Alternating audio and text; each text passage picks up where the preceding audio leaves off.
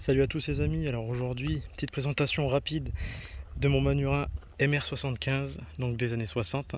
Je vous le présente rapidement parce que je parle le livret à un monsieur de Douai qui me l'achète, parce que je m'en sépare parce que j'ai des autres projets à financer. Donc c'est un Manura, donc Manura c'est Manufacture du Haut-Rhin, qui était situé en Alsace, donc c'est français.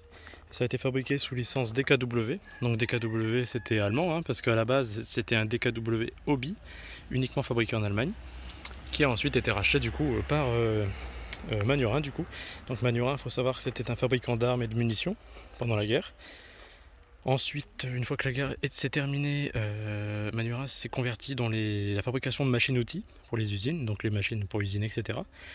Et ils ont sorti aussi ce petit scooter.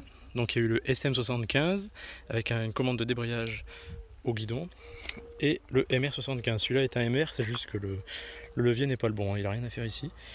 Ça c'était l'ancien propriétaire, donc il est dans son jus, enfin dans son jus.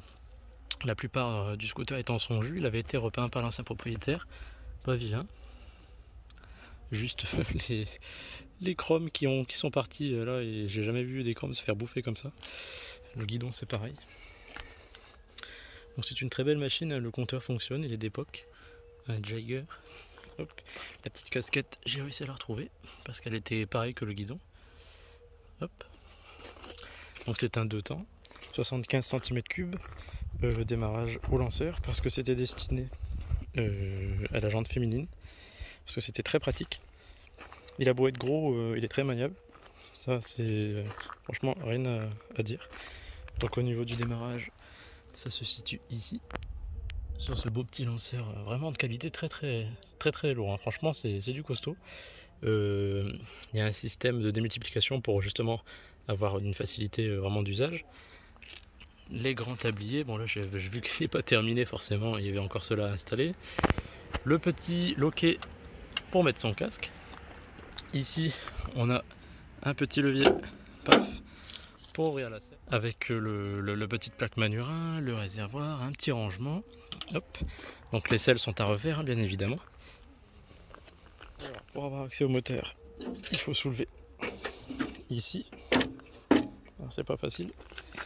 Et hop, ça se soulève plus que ça, mais là j'ai un peu de mal avec le téléphone. Donc c'est un variateur avec une très grosse courroie, parce que le SM75 du coup n'a pas de variateur si je dis pas de bêtises, et c'est pour ça qu'il y a une commande de débrayage. Sinon bah forcément il avancerait tout le temps.